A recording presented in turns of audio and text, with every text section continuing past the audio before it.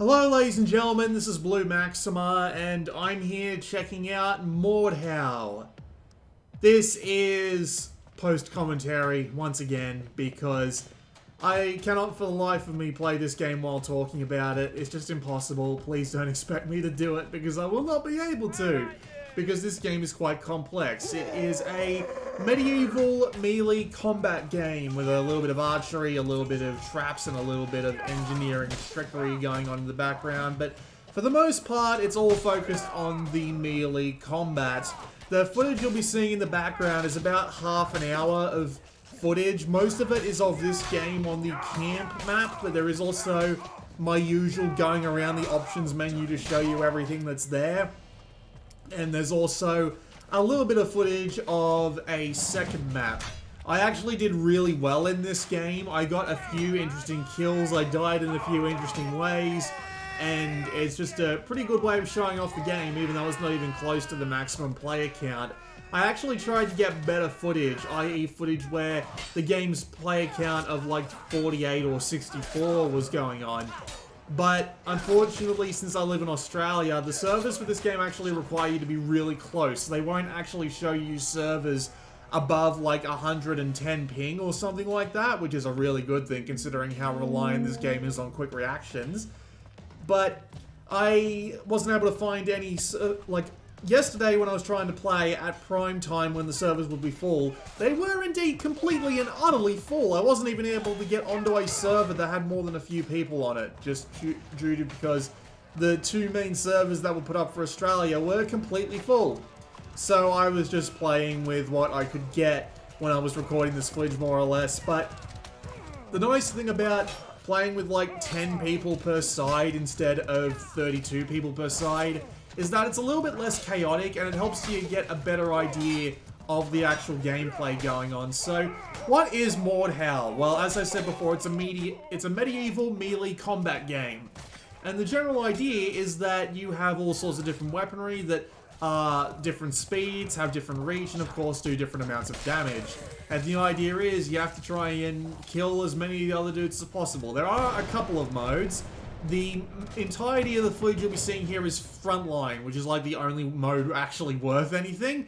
I mean, you do get a Horde mode where you and a couple of guys can go up against some AI dudes, but eventually you'll just get overrun, which kind of sucks. It kind of relies on the fact that this game is more or less built for one-on-one dueling, and if you go at someone with more than two people at once, it's basically going to be impossible for them to effectively defend themselves. So making a mode where they absolutely rely on that is kind of shit.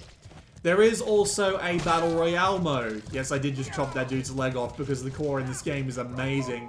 But yes, there is also a Battle Royale mode where you run around looking for pieces of armor and weaponry that you can use to defeat every other player on the field. The problem with the Battle Royale mode is that you can only play a game once. The games are usually really short, and then you have to re-queue afterwards, which can take ages. So actively playing Battle Royale in this game is kind of a pain in the neck.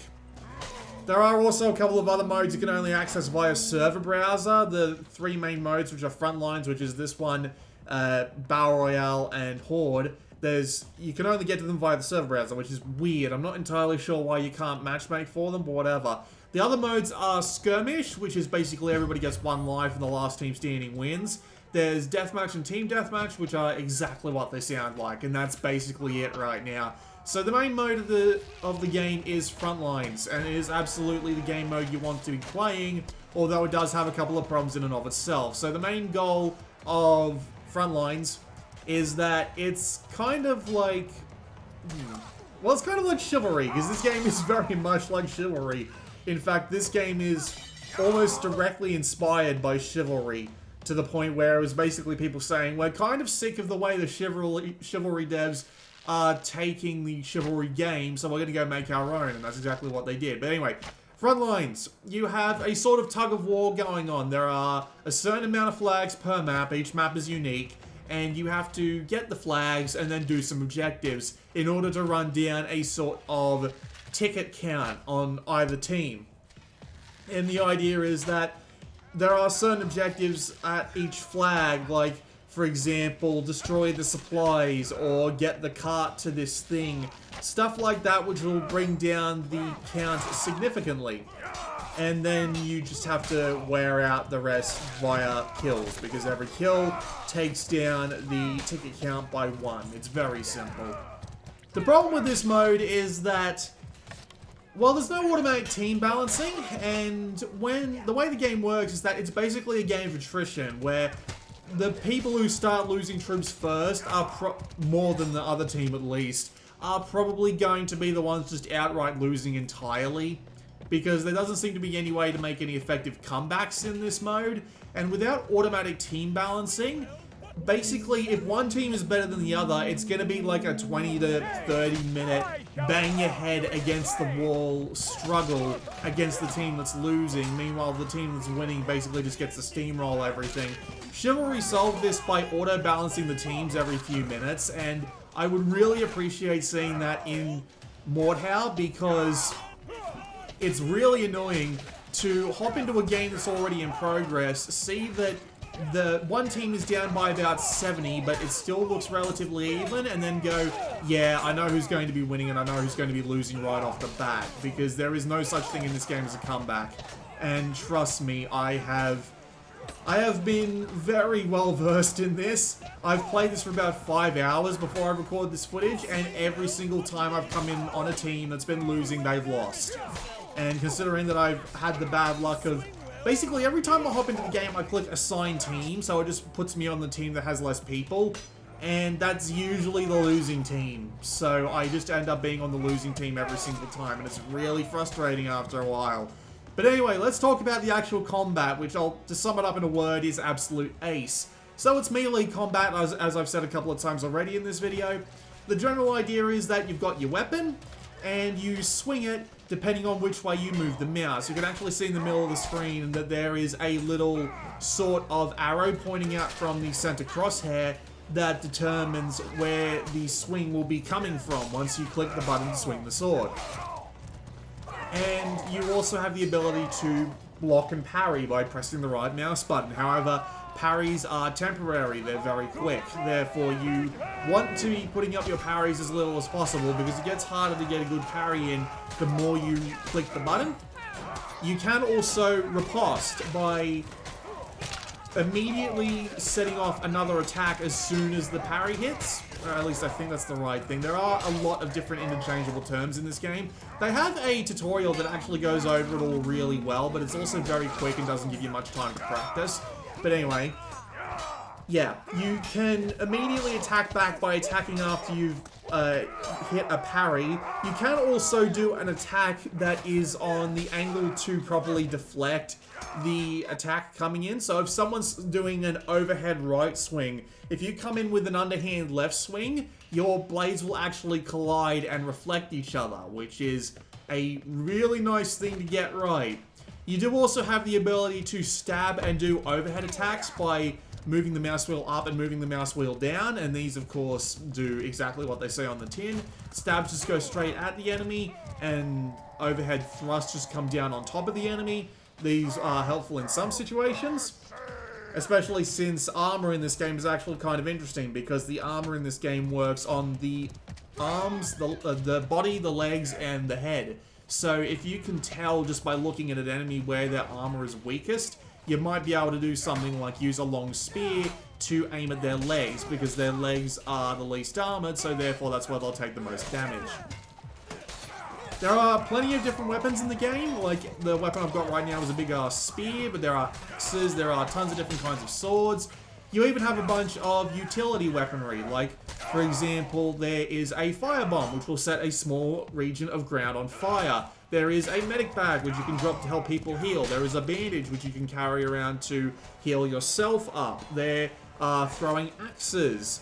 There are hammers, which you can use to build up places. There are, of course, longbows as well, and I do a little bit of everything in this video. I do a little bit of axes, a little bit of swords, a little bit of spears, a little bit of throwing weaponry, a little bit of engineering, and even a little bit of loot, which I think helps the healing rate. I'm not entirely sure what it does. The game isn't actually very open about it.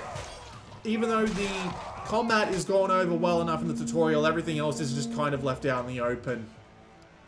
But yes, every weapon in this game has a different reach, a different speed, and a different amount of damage. So you can pick whatever weapon you feel is necessary. Do you want to just be doing really quick attacks and you just want to be a bit of an arsehole? Get something like a short sword or a dagger. You want to be taking really big sweeps and doing as much damage as humanly possible in one strike. Go for something like a Zweihander. You want to be destroying things like enemy constructions, like these two red things that they've got on the battlefield here. Go for an axe, because an axe will always do more damage to a structure than your traditional sword will. You have a lot of room to go about your strategy in this game and your sort of general playstyle however you like. And this is helped out by the fact that the game's got its own custom loadout system. Now, it isn't actually working at the time I am doing this video because they have this weird problem where the XP and gold that you earn isn't actually saved.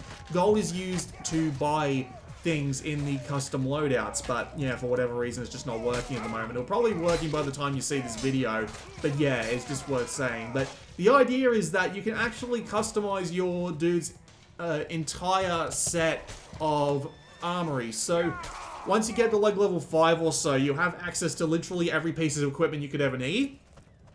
And every character gets access to tier 1, 2, and 3 armor on all body pieces, and the only kinds of armor you can buy are cosmetic. So if you want to be wandering around in full level 3 armor from the start, you can more or less do that. And rank 5, which is where all the weapons and stuff are unlocked, doesn't take you very long at all. I got to rank 5 by the time I was 5 hours into the game, and this is with the idea that I wasn't even getting XP for a couple of my matches just because of the way the servers were working. This is also helped out by the fact that you get a bunch of preset classes. So you get a really good longbowman class, you get a bunch of different classes with physical weaponry that are good for doing certain things. The Raider is great for harassing people from a distance and taking out enemy structures. The Knight is armored from head to toe, so he's very slow, but he's also got one of the strongest weapons in the game to start out with, so you can just wander in and start taking swings at people and try and learn the system, which is nice. And yeah, you get all of those, you get 7 of those classes, with only the class down the very bottom, which I named Sword, Axe, and Fire, because that's what it was when I originally came up with it. But yeah, you get all of those classes right off the bat, and they are all entirely capable of holding their own on the battlefield. This is also helped out by the fact that many weapons also have 2 different attacks. So for example, you just saw me throw my cleaver there, which was entirely accidental. I was just pressing it to see what would happen, but yeah. Smaller weapons, you just throw them. For weapons like the Zweihander, you move the grip down and you grip the blade, and it gives you a shorter reach, but I think it's a faster swing time. You can do this with a few other weapons as well. Pretty much every weapon in the game has a secondary mode that you can use. So there is a lot of strategy in how you approach the combat, and this is also helped out by the fact that the combat is fucking awesome. The swings are, I don't want to call them clunky, but they are definitely slow, and it definitely takes some getting used to. There is also like literal strategy in how you swing your character in and out of your swings, so that your hits actually hit earlier or later, depending on how you angle your blade in towards the other dude. And it is great. It is some really satisfying combat, and it's helped out by some absolutely fantastic effects. Like, we got gigantic cuts going down dudes. Heads can come off, and when your head comes off in a kill cam, it will go rolling. You will be looking at your head and you're going, did my head just get cut off? And then it will cut out to like the third-person camera with your head slowly rolling away, and you'll laugh like a schoolgirl. It's amazing. And the actual feel of the combat is fantastic. It absolutely does feel like a full-on sort of up close and personal melee combat. And it is one of the most satisfying games in just general feel that I have played this year. Here I am building up some stuff using a toolbox, and I'm just trying to block the way so that they can't get too their thing as easily. I can also use the blacksmith hammer to build them up. You can also do that with pre-constructed defenses on the field. Very good. All very good indeed. You can also use that as a proper weapon if you need to. You can also go fisticuffs. There is one thing that they don't give you from the very beginning, which is the perks, and the perks don't actually affect that much. They're just things like your passive health regeneration comes back a little bit quicker, enemies drop everything when you kill them, and there are a bunch of perks that melee people are going to be wanting, like you do 50% more melee damage and stuff like that. You're definitely going to want that if you are a melee player. But yes, for the most part, the game gives you all the tools it needs in order to be a really cool combat game.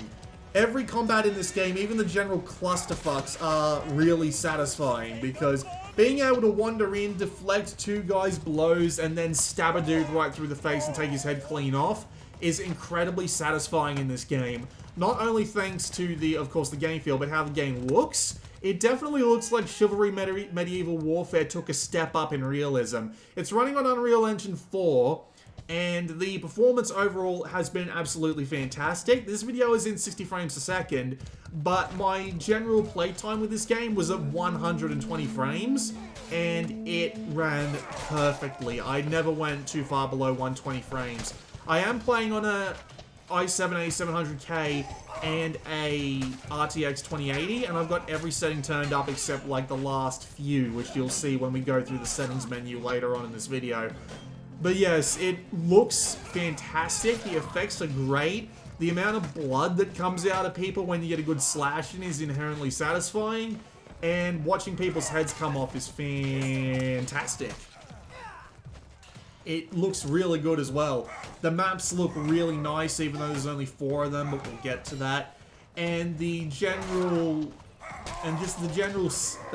graphical landscape of it looks really good. The only downside I would say that it has is that certain friends, especially if you're on the red team, no, especially if you're on the blue team, sorry. If you're on the blue team, when your mates get covered with blood, they'll start to look like red team people. So you just kind of run into an issue where you end up taking a swing at a dude you think is an enemy, but turns out to be your friend, and you end up losing points for it, which kind of sucks.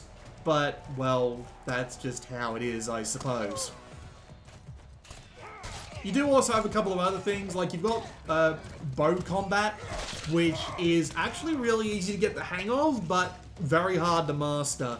Bows have a very small drop, but enough to be a bit of an issue, and it is still satisfying to just get a headshot on a dude from 50 freaking feet away, and I do that a few times in this video footage, and it is still satisfying as hell to play an archer, although some people absolutely hate them. I believe this footage will have archers are gay come up more than once.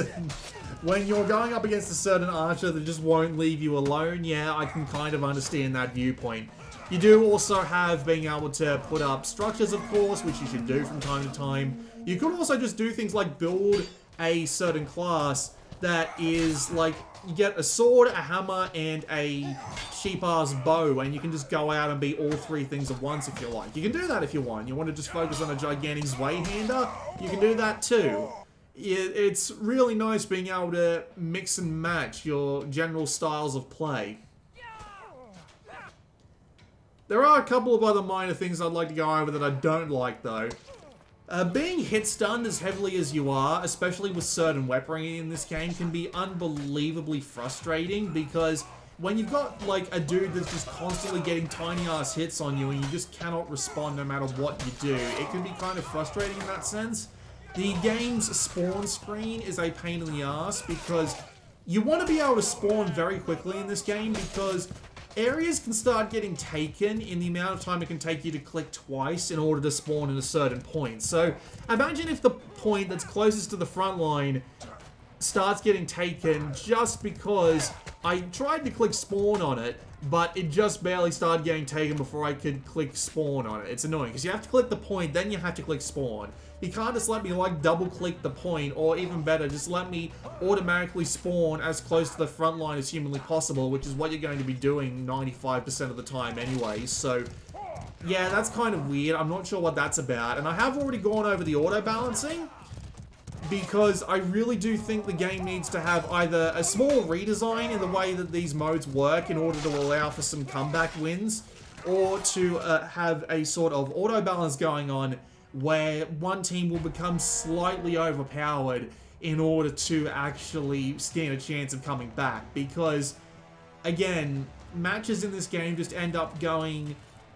As soon as like the first few minutes are passed, once someone gets 50 to 100 troops down, you know pretty much that they're going to win. That's pretty much the long and the short of it. Sure, the teams get rearranged every single time, but still, it's really annoying when you end up having 4 losses in a row, and it just feels like it's completely random whether or not you're going to win. Thankfully, it doesn't seem to do much on the actual progression, because again, experience seems to be entirely personal, and so does your gold, which you earn at the end of every match.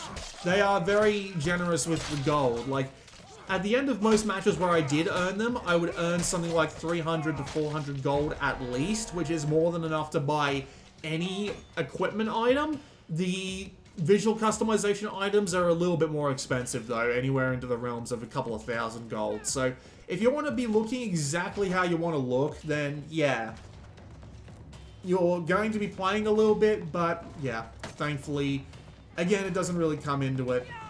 It doesn't really, the experience and all that doesn't really come into whether or not you win or lose. So it's mainly just, you know, annoying on the surface of it sort of thing. But constantly being on the back foot is kind of frustrating if you are just getting unlucky with your team placement, which is something I hope that they fix. Another thing that the game needs to worry about is lack of content. Now, the game has 4 maps, and those 4 maps are all different in layout, so they do feel different to fight on. There is a big difference in fighting on this map here, where it's just a big open battlefield where archers can reign supreme if they're good enough at their job, and foot soldiers need to take cover while ballistae and catapults fire in projectiles that can instant kill them. Meanwhile, in another map, it could be anything from trying to cross a river across any one of 3 really precarious perches, to being trapped inside a bottleneck where 20-something people will be just swinging swords at each other, to something like the snow map, I can't remember what it's called, where there's 2 paths going up the side, 1 path going down the middle that has the actual capture points, and everyone trying to maintain control of all 3 paths at once. The maps that they include are all different, and considering that the layout is different depending on whether or not you're playing as one team or another, it does give the game a fair bit of replayability, but eventually it's going to start to wear out. And I hope that this game does start to get user map support like Chivalry did, because Chivalry eventually had an absolute ton of maps. The other downside is that the objectives in this game are all fairly repetitive, in the sense that on most of the maps that you play, the final objective is always going to be burn the tents. That seems to be the final objective on like 3 out of the 4 maps they've got in the game so far.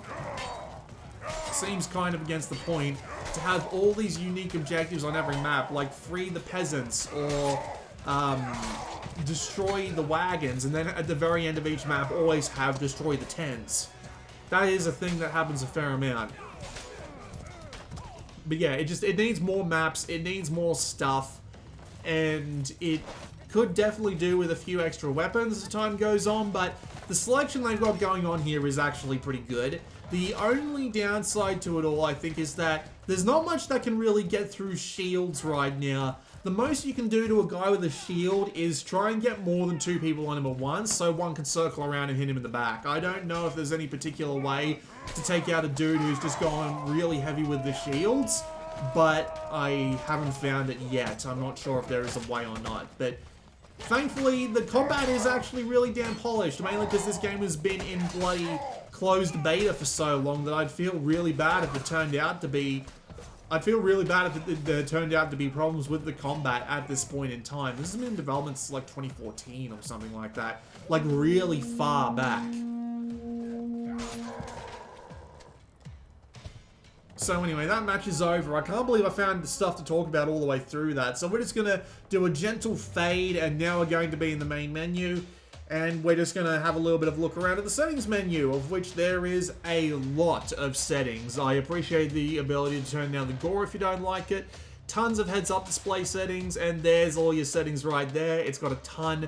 I've got most of them turned on. This is what I was recording with during the video, and the game absolutely looks great for it. Some basic sound sliders, a lot of control settings, which I appreciate, including a bunch of different key binds, and then you have the ability to also do binds yourself, and they've also got the game pretty much set and ready to work from a controller, which I can appreciate because that is a really nice thing to have. So we're going to go look through the armory here. You've got your preset classes here, and you've also got the ability to come here and edit your classes. As I said before, you can change the armor on your head, your torso, and your legs, and of course there are different grades, and there are a ton of different things like helmets and visual customization things to do, which is really nice.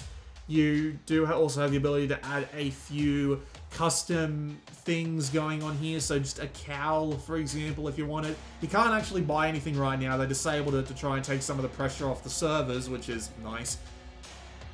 You can also change some of the colors and stuff like that. You've got your 3 weapon slots, which you can carry anything. So you could, if you had the 16 points, if you had like 80 points or something, you could carry along 3 Zweihammers if you wanted to. But the fact that you've got 16 points to spend, of which your armor, your weaponry, and your perks would take all of them. Yeah, you just need to, choose wisely is the words I'm looking for. You can also modify the physique and the face and construction of your dudes, which I'm just going to show a little bit off here. It's not amazing, but it's enough to make your dudes unique enough. You can play the game in third-person mode if you like, but it's absolutely terrible. Don't bother. You can, what else can you do? You can also change your Horde outfit here, because the way the Horde stuff works is you actually buy armor. So if you buy certain kinds of armor, you won't get to pick what it is, so you can just choose what you look like there. And here's the server browser. Again, as I said before, I won't show you servers that are above a certain amount of ping, which is really nice, because again, you're not going to be playing this game in high ping situations. And you can also change the filters and stuff like that, but annoyingly, there is an auto retry for servers that are already full. But for whatever reason, you only like auto retry once or twice, which is kind of frustrating. There is also matchmaking, which will put you in the first populated server it can find. And there is also the ability to fight against bots. This is not bot footage, this is just a little bit of extra footage from another game that I had just after the one I recorded previously. And the bots are not great. They're not horrible, but they are just kind of... They feel like they're really on rails. Like, for example, when I was playing on this snow map that I was talking about, that's basically 3 different paths, one of which is like right down the middle and has the control points on it. Basically, all the bots went down the middle except for a couple of them, and it basically just turned into a gigantic blob, which doesn't feel anywhere near as representative of the game as, you know, this. And I found myself, once I basically hopped into the bot fight and I ended up taking out 9 dudes, I'm not even kidding, 9 dudes without taking a single hit myself, I just kind of raised my hands and I was like, yeah, there's basically no point in this. I'll basically just slaughter everything I come across. I might as well just go back to the online multiplayer. And the servers have been having a few issues as of this point. Your ping will randomly rocket to the mid-200s from time to time, and you'll have packet loss. For me, this was very rare, but this is probably because I'm on a really good internet connection by the standards of Australians, and I can't imagine how everybody else is doing right now because of our absolute fuck-up that is the NBN. So I'm not going to say whether or not this problem is common, but it's common enough that people have been reporting on it, so I'll just say that much. But 99% of the time, the game is absolutely fine for me. There were a couple of ping spikes here and there, but it was nothing particularly worth worrying about over the course of the 5 to 6 hours that I played. So yeah, what do I think of Mordhau overall? The melee combat is intensely satisfying, has a huge skill limit, and is a huge skill ceiling, I should say. Has a huge skill ceiling, and they've done an absolutely fantastic job with making it feel really, really good. Like, I cannot overstate how amazing it is to just chop through a bunch of dudes like I just did on screen.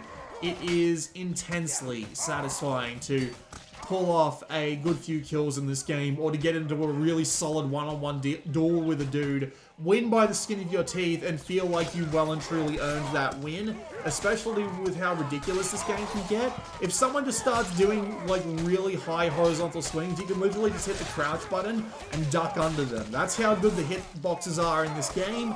The swords clashing against... There goes my head.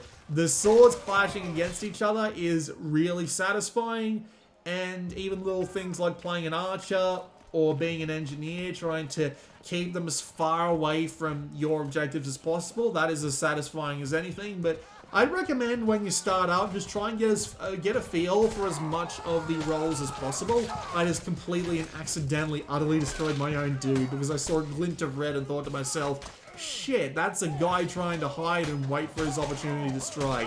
No, it was my own dude, and I just went and murdered him, and I got my ass kicked in for it. But yes, the actual combat, satisfying as hell, really well put together, and it's very clearly been polished. It's just kind of everything else that needs a little bit of work. You need more maps, you need auto team rebalancing so that the game doesn't feel like it's just going to be a losing battle after the first 50 to 100 troopers have gone down. And there are a couple of other things, like, you know, the spawning could be done better. Just sometimes general things like being constantly hit stunned by even the smallest of attacks are just completely unnecessary. And there are a bunch of, like, other little nooks and crannies that could be tweaked. But overall, it's a really promising start.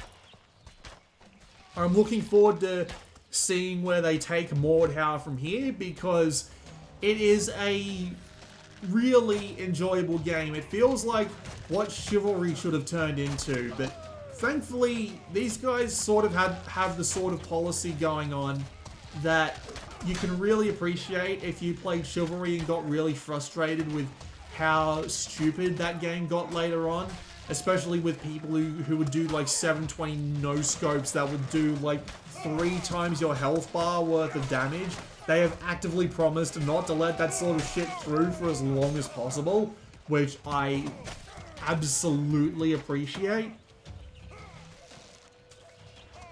But yeah, overall, really, really good start, and I'm hoping that the game itself has a long list of updates that make it even better. I would fully recommend Mordhau maybe in a week, once the servers have completely recovered and they've got more servers up for different places all over the world and all that. But for now, this has been Blue Maxima, and I will see you all next time.